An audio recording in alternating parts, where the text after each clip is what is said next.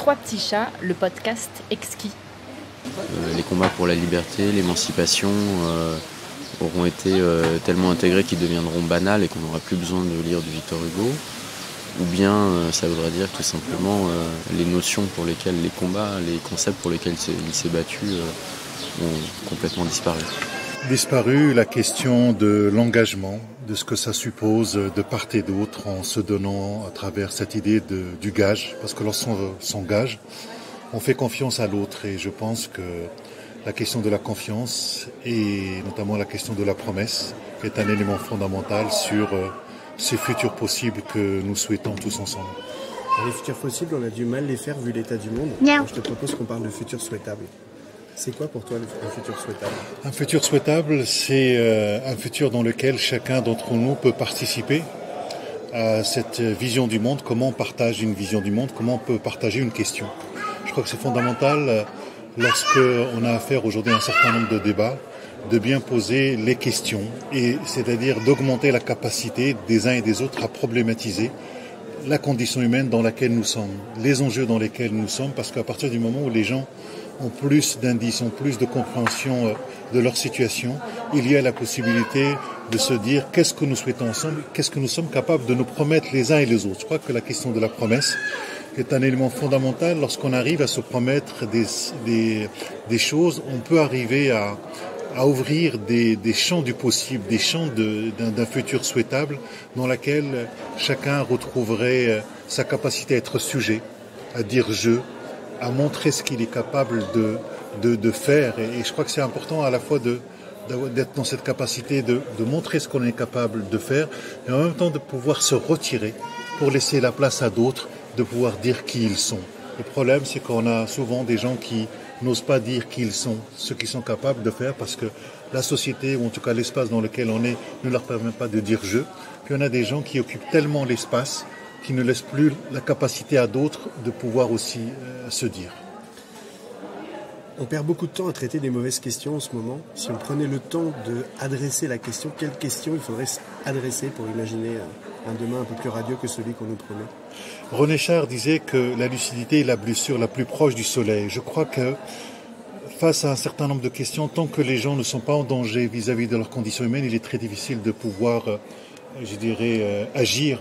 Et la question, c'est comment faire que les gens soient touchés par des questions. C'est-à-dire qu'il ne suffit pas simplement d'être touché intellectuellement, il faut être touché émotionnellement, il faut être touché au niveau des tripes. Et c'est pour ça que nos questions, la manière dont nous les posons, peut-être que nous les posons simplement uniquement à travers le prisme de la raison. Et que l'esprit humain ne s'arrête pas simplement à la raison, c'est aussi l'imagination, l'imaginaire, l'intuition. Et que si on est capable, je dirais, de faire appel à toutes ces facultés de l'esprit humain, on est capable peut-être à un moment de faire sentir qu'il y a des questions qui sont fondamentales.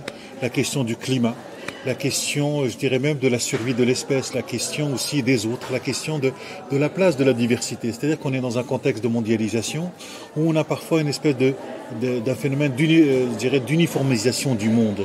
Et on a l'impression que les autres cultures, qui, elles, n'ont pas participé pendant très longtemps à cette idée de l'universel, parce qu'elles en ont été empêchées, moi je crois que ces cultures ont des choses à nous dire.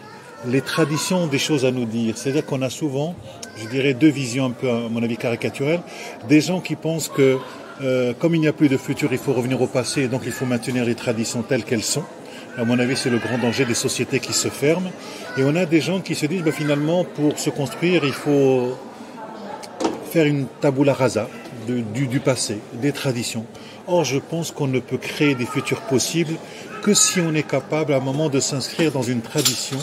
Et comme le disait Paul Ricoeur, de revisiter ces traditions, ce passé, parce que le passé contient des promesses qui sont inachevées.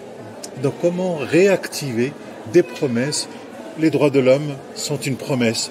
L'émancipation des femmes et des hommes sont aussi une promesse. Les textes religieux contiennent aussi du promesse du souci de soi et du souci de l'autre. Et que finalement, il faudrait peut-être passer de cette idée de l'insouci de soi au souci des autres. Autre que soi-même, qu'est-ce qu'il faudrait faire à plus que soi-même pour participer à la métamorphose positive du monde ? Je crois que Paul Ricoeur a un très bel ouvrage qui s'appelle « Soi-même comme un autre ».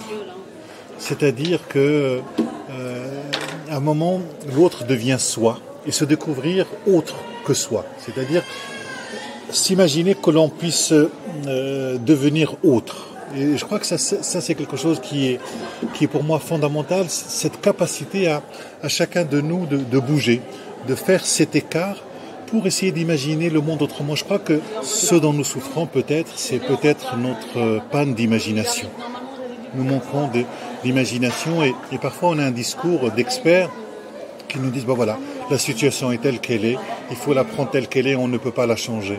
Je crois que il y a toujours une possibilité de changer le monde, sinon ça sert à rien de pouvoir exister si on ne peut pas avoir cette capacité de changer le monde. Et l'abbé Pierre disait qu'une civilisation se mesure à la qualité des objets de colère qu'elle est capable de proposer à sa jeunesse.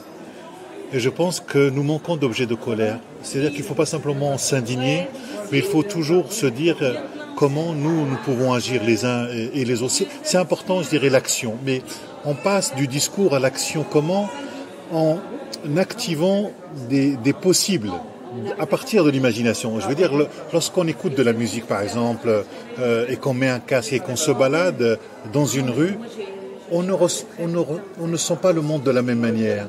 Dans cet écart entre ce qu'est le monde, de la référence du monde et la référence que j'ai dans la tête, à travers la musique, se déploie un champ du possible, et dans ce champ de possible, je peux réactiver mes possibles. Et c'est ça que peut-être qu'il faut donner à chacun d'entre nous, c'est de réactiver des possibles, parce que nous avons tous des possibles.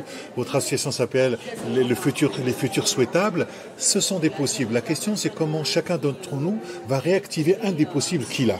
Comment on va passer de cette idée, de cette capacité où on limite les êtres humains, alors ouvrir cette capacité d'imaginer que le monde n'est pas fini.